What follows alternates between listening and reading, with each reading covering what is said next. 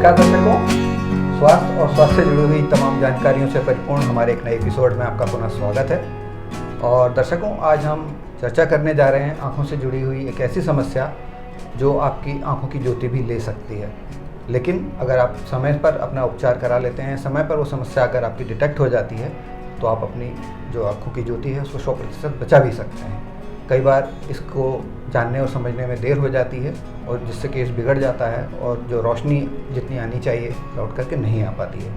और इस बीमारी को हम जानते हैं, समझते हैं कैसे ये बीमारी होती है और क्या इसके उपचार उपलब्ध हैं। सबसे पहले हम आपको बताना चाहेंगे जो ये बीमारी जिसके बारे में हम चर्चा कर रहे हैं उसे रेटिनल डिटैचमेंट के नाम से जाना जाता है, यानी आँख के पर्दे का हट जाना। और इस बीमारी में आँख की रोशनी पर सीधा सीधा प्रभाव पड़ता है।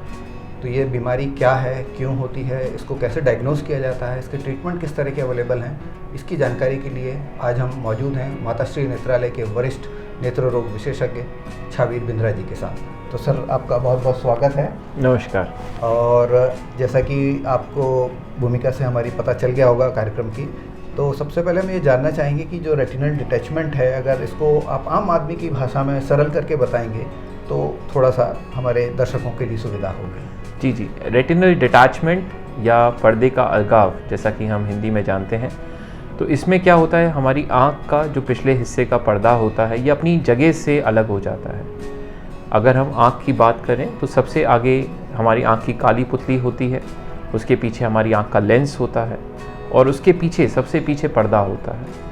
अगर ये पर्दा किसी भी कारणवश अपनी जगह छोड़ देता है तो इसे पर्दे का अलगाव कहते हैं और ऐसी स्थिति में मनुष्य की नज़र एकदम से कम हो जाती है।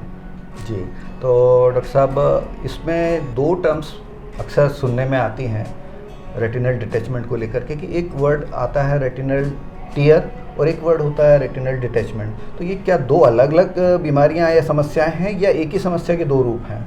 जी, इसमें होता क्या है कि अगर हम बात कर रहे हैं रेटिनल टियर की, तो अगर पर्दे पे कहीं भी फटाव आ जाता है लेकिन बाकी पर्दा अपनी जगह पे है तो उसे हम रेटिनल टियर बोलते हैं। लेकिन जब रेटिनल टियर एक ट्रैक्शन के कारण, एक खिंचाव के कारण पानी पर्दे के नीचे चला जाता है और वो बाकी पर्दे को भी अपनी जगह से जब अलग कर देता है तो उसे हम रेटिनल डिटैचमेंट कहते हैं।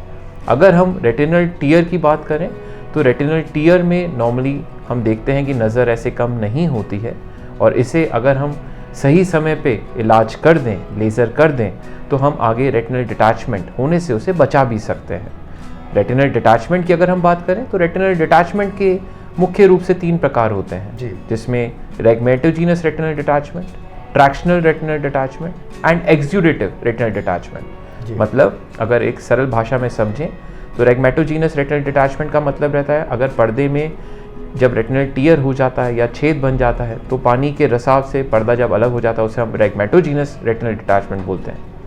दूसरा जो प्रकार होता है जिसे हम ट्रैक्शनल रेटिनल डिटैचमेंट बोलते हैं, जो आमतौर पे हम डायबिटिक रेटिनोपैथी या हाइपरटेंसिव रेटिनोपैथी या वैस्कुलाइटिक जब रेटिना डिजीज़ होती है तो उसमें क्या होता है, पर्दे में खिंचाव के कारण पर्दे में अलगाव आ जाता है, जिसको हम लोग ट्रैक्शनल रेटिनल डिटैचमेंट बोलते हैं। और तीसरा प्रकार जिसमें एक्सुडेटिव रेटिनल डिटैचमेंट, जब बहुत ज़्यादा अंदर से पानी का रिसाव होता है तो वो एक्सुडेटिव रेटिनल डिटैचमेंट कॉज कर सकता है। जी, तो डॉक्टर साहब आपने लक्षण बता दिए और इसके बारे में मोटा मोटा आपने हमारे दर्शकों को जानकारी दे दी, लेकिन दर्शक या कोई आम व्यक्ति कैसे पता लगाएगा कि ये रेटिनल डिटैचमेंट उसको हो गया है? तो ऐसे कोई अर्ली वार्निंग साइंस होते हैं जिससे हम पता लगा सकें कि ये समस्या हमें होने वाली है? बिल्कुल, ये बहुत अच्छा प्रश्न है, इसलिए क्योंकि अगर हम इन वार्निंग साइंस को जल्दी पकड़ लेंगे तो हो सकता है आने वाला समय में हम अपनी ज्योत को ख़राब होने से बचा सकते हैं, एक रेटिनल डिटैचमेंट होने से बचा सकते हैं।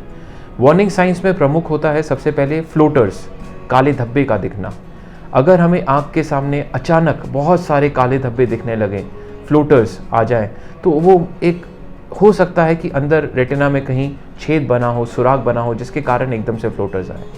दूसरा वार्निंग साइन जो हम समझते हैं वो होता है फोटोप्सिया, फ्लैशेस ऑफ लाइट का आना, कि अगर हमें कभी लगे कि ऐसे लाइट की चमक हमारी आंखों में आ रही है जबकि लाइट का कोई स्रोत हमें नहीं दिख रहा, तो इसका मतलब होता है कि पर्दे में खिंचाव आ रहा है और इस खिंचाव हो सकता है ये खिंचाव के कारण हमारा पर्दा अलग हो रहा हो। तीसरा हम जिसको बोलते हैं कि नज़र का एकदम से कम हो जाना, एकदम आँख के सामने ऐसा लगना कि पर्दा आ गया है, जिसको जिससे हमारी नज़र एकदम से प्रभावित हो जाती है। तो अगर इन 3 वार्निंग साइंस का कोई भी मरीज़ अच्छे से ध्यान रखता है तो हम इसको जल्दी से जल्दी इलाज करके पर्दे को डिटैचमेंट होने से बचा सकते हैं। जी, तो डॉक्टर साहब जो आपने वार्निंग साइन बताए हैं वाकई में लोगों को डराने वाले हैं ये तो। और अगर ये वार्निंग साइन आपको दिखाई देते हैं किसी भी दर्शक को या किसी पेशेंट को या जिनको आंखें नॉर्मल भी हैं लेकिन अचानक ये सारी चीज़ें उनको होने लगती हैं, तो क्या ये एक इमरजेंसी के रूप में ट्रीट किया जाना चाहिए या इसको हम डिले भी करके ट्रीट करा सकते हैं? रेटिनल डिटैचमेंट की हम जब भी बात करते हैं तो एक इमरजेंसी ही होती है। अगर किसी के पर्दे का अलगाव हो गया है तो उसे तुरंत से तुरंत हमें ऑपरेशन करके अपनी जगह पे बैठाना ज़रूरी है। जैसे रेटिनल डिटैचमेंट 2 चीज़ों से हम इसको डिवाइड कर सकते हैं, जैसे मैक्यूला ऑन डिटैचमेंट या macula of detachment. Macula on detachment का मतलब कि जो पर्दे का प्रमुख हिस्सा होता है जहाँ से हमारी 90% जोत होती है, अगर वो हिस्सा जुड़ा हुआ है और हम उसी समय पर्दे के अलगाव को ठीक कर देते हैं तो हम नज़र प्रभावित होने से बचा सकते हैं। अगर मैक्यूला ऑफ डिटैचमेंट भी हो जाता है तो जितना जल्दी फिर हम पर्दे का ऑपरेशन करते हैं वो जोत हम वापस ला पाएंगे। जितना हम देरी से पर्दे को बैठाते हैं उसकी जोत धीरे धीरे करके कम होने लगती है और हो सकता है अगर काफ़ी समय निकल जाए तो पर्दा ख़राब हो जाता है, उसको बैठाने के बाद भी हम उतनी जोत उसको नहीं दे पाते हैं। जी, तो डॉक्टर साहब आपने बताया कि इसमें आपको जितना आप अर्ली इंटरवेंशन होगा इसके अंदर उतने जल्दी आपका ये बीमारी भी ठीक होगी और आपका जो विजन है उसका लॉस भी कम से कम होगा। तो इसके बाद हम आते हैं अगले प्रश्न पर, क्या ये पूरी तरह से क्योरेबल है? अगर है तो उसको आप किस तरह से ट्रीट करते हैं रेटिनल डिटैचमेंट को? अगर कोई भी मरीज़ हमारे पास रेटिनल डिटैचमेंट को लेकर आता है तो हमें ये चीज़ उसे समझाना ज़रूरी है कि डॉक्टर पर्दे के अलगाव को इलाज करके ऑपरेशन करके अपनी जगह पे बैठा सकता है, बट उस पर्दे पे कितनी जोत आती है पर्दे के बैठने के बाद ये हम पहले से अनुमान नहीं लगा सकते। बट इसमें सबसे इम्पॉर्टेंट चीज़ है कि जितना जल्दी हम पर्दे को अपनी जगह पे बैठा देंगे उतनी ही जोत हम उसकी और वापस ला सकते हैं जी। तो जितना जल्द से जल्द हो इस ऑपरेशन को हमें कराना चाहिए ताकि हम नज़र ज़्यादा से ज़्यादा पा सकें। जी डॉक्टर साहब, इसी प्रश्न में से एक आपने जो जवाब दिया है एक बात और निकल के आती है कि ज़्यादातर लोग, आपने जैसे बताया कि आप बता नहीं सकते कि पहले से कि कितनी विजन आएगी, लेकिन क्या पॉसिबिलिटीज़ रहती हैं और कितने ड्यूरेशन के हिसाब से वो पॉसिबिलिटीज़ घटती और बढ़ती हैं, तो थोड़ा सा वो अगर आप और एक्सप्लेन करें हमारे दर्शकों को तो बेहतर होगा। नॉर्मली हम जो चीज़ देखते हैं कि अगर पर्दे के अलगाव के बाद हम 15 दिन 1 महीने के अंदर अंदर वो चीज़ कर देते हैं तो नज़र आने की संभावना बेहतर रहती है। अगर उससे भी कम हम कर सकें तो और बेहतर रहेगा, लेकिन जैसे जैसे हमारा समय निकलता जाता है 3 महीने 6 महीने तो पर्दे पे हमारे चेंजेस आने लगते हैं, जैसे कि सब रेटिनल बैंड्स का बन जाना, रेटिनल सिस्ट का बन जाना, पर्दे का स्टिफ हो जाना, पर्दे में सिकुड़न आने लगना जिसको हम लोग प्रोलिफरेटिव विट्रियोरेटिनोपैथी कहते हैं। और ऐसी कंडीशन में हम पर्दे को बैठाना भी मुश्किल हो जाता है और नज़र भी वापस उतनी नहीं आ पाती है ऑपरेशन के बाद भी। तो डॉक्टर साहब, हम ये भी जानना चाहेंगे हमारे दर्शकों के बिहाफ पर कि ये जो बीमारी है या समस्या है रेटिनल डिटैचमेंट की, तो इसके रिस्क फैक्टर्स क्या क्या हैं? कौन ऐसे लोग हैं जिनको इस बीमारी के या समस्या के होने की ज़्यादा संभावना होती है? इसमें जैसे क्या होता है कि पर्दे जो कमज़ोर होते हैं जिनमें हम देखते हैं लैटिस डीजनरेशन या स्नेल ट्रैक डीजनरेशन, ये देखते हैं हम लोग जिनमें नंबर ज़्यादा होता है, मायोपिक पेशेंट्स होते हैं, पैथोलॉजिकल मायोपिया, उसमें ये रेटिनल डीजनरेशन ज़्यादा होते हैं। और ऐसे चेंजेस या लैटिस डीजनरेशंस में पर्दे में छेद हो जाना या पर्दे में टियर हो जाना, इसका चांसेस बढ़ जाते हैं। दूसरा हम देखते हैं कि उम्र के साथ साथ जब 40 साल 45 साल 50 साल के बाद एक नॉर्मल हमारे जो पर्दे का पानी होता है वो पतला पड़ता है, तो उसमें पोस्टीरियर विट्रियस डिटैचमेंट की प्रोसेस होती है। जब ये झिल्ली हमारे पर्दे से अलग हो रही होती है तो ये पर्दे पे कभी कभी खिंचाव के कारण उनमें छेद बना सकती है।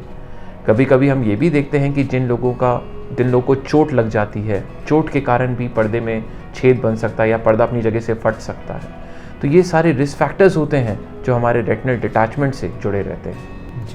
तो डॉक्टर साहब, बहुत बहुत धन्यवाद इन तमाम जानकारियों के लिए। दर्शकों, हम उम्मीद करते हैं कि डॉक्टर साहब ने जो जानकारियां दी हैं उससे आप अवेयर भी हुए होंगे और इससे संबंधित अगर आपके कोई और प्रश्न हैं तो आप हमारे कमेंट बॉक्स में लिख के भेज सकते हैं। हम कोशिश करेंगे कि जो डॉक्टर साहब से हम अगली बार इंटरव्यू करने आएँ तो आपके प्रश्नों के जवाब ले सकें। आज के एपिसोड को हम यहीं समाप्त करते हैं। बहुत बहुत धन्यवाद। नमस्कार।